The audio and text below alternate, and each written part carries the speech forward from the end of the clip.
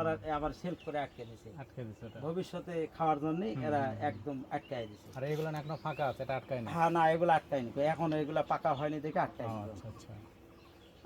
এই যে দেখো। এই একটা বক্সের থেকে কতটুকু মধু সংগ্রহ করেন? এলা একটা বক্স থেকে যদি সিজন টাইম হয়, যখন সর্ষার ফুল আসে, হ্যাঁ। তখন প্রতি সপ্তাহে মানে 8 দিন 9 দিনের মধ্যে তোমার 4 থেকে 5 কেজি করে মধু সংগ্রহ হয় এক বক্সে? এক বক্সে। খুব ভালো তো। এটা খুব ভালো ব্যবসা এটা। এই এখানে দেখো 2 রকমের শেলফ আছে। হ্যাঁ, হ্যাঁ। এই যে একটা হলো খাটো, একটা হলো লম্বা। আচ্ছা, এগুলো হলো পুরুষ মাছির শেলফ, আর এটা হলো নিচে ওটা আছে। এইটা নিচে, এটা হলো স্ত্রী। শ্রমিক মাছি। ও, না, আচ্ছা। এটা হলো শ্রমিক মাছি। মানে এই মাছিটাই শুধু এই হুল মারতে পারে এবং মধুও সংগ্রহ করতে পারে। আর এই পুরুষ মাছি যেটা তৈরি হবে, এরা ওই হুলও মারা পারবে না, এরা মধুও সংগ্রহ করবে না, এরা খালি বসে থাকে খাবে। ও, আচ্ছা। এই জন্য এই সংখ্যাটা খুবই মানে কম, ঘর জামাই। এরা ঘর জামাই। আর সবচেয়ে দামি মাছি হলো এই যে এই শ্রমিক মাছি। আচ্ছা আচ্ছা আচ্ছা। এরাই শুধু এই মধুটা সংগ্রহ করবে। আর একটা আছে হলো রানী মাছি। সেই রানী মাছিটা দেখি কোথায় যেন আছে। রানী নাই, অবশ্যই আছে, প্রতি বেড়াতে বক্সে একটা করে রানী আছে। হ্যাঁ, ওই অ্যানি মাছির একটা মাছির নেতৃত্বেই এগুলা তামার মাছিগুলাই। মধুর তো ঘ্রাণ। তারপরে এখন আমি নিজেই রানী তৈরি করবে পারি, মানে শিখেছি, এখন নিজেই রানী টানি তৈরি করি।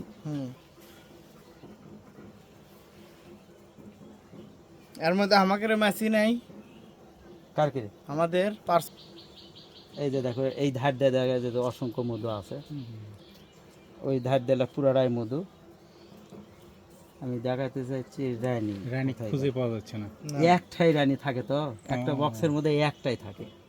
আর দ্বিতীয় কোনো রানী জন্ম নেয় না, লিলে ফেলা সে দিলি কাম। এই যুদ্ধ করে মানে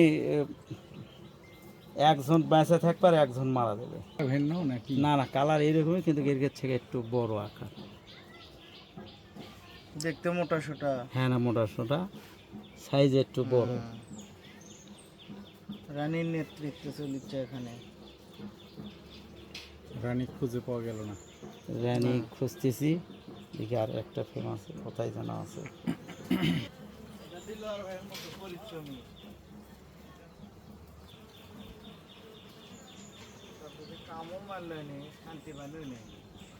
কামড় মারলেও আর কার্যকলাপ আছে, একটা দুইটা ম্যাচই কামড়ালে কোনো সমস্যা নেই। এর এর যা এই উপকারিতা শুনলে চারটা ছিল দিয়ে মানে অল্প অল্প একটু একটু করে বাড়াবে, আর চুষে চুষে খাবে। এটা এরকম ভাবে এই মাছ এই মৌমাছিগুলো কোথা থেকে নিয়ে আসেন আপনি? এগুলা আমার লাখানে একটা খামার থেকে নিয়ে আসছিলাম।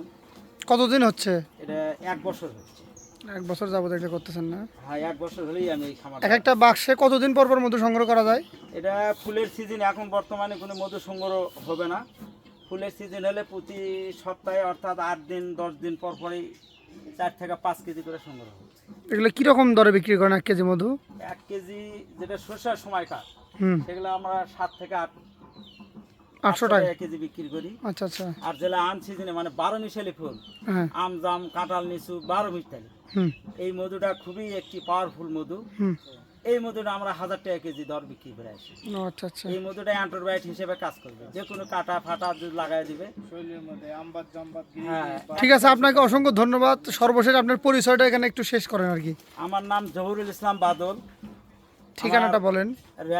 নওগাঁ জেলা হলো নওগাঁ, থানা রায়নগর, ইউনিয়ন একডালা, গ্রাম শিয়ালা। আচ্ছা, আপনাকে অসংখ্য ধন্যবাদ।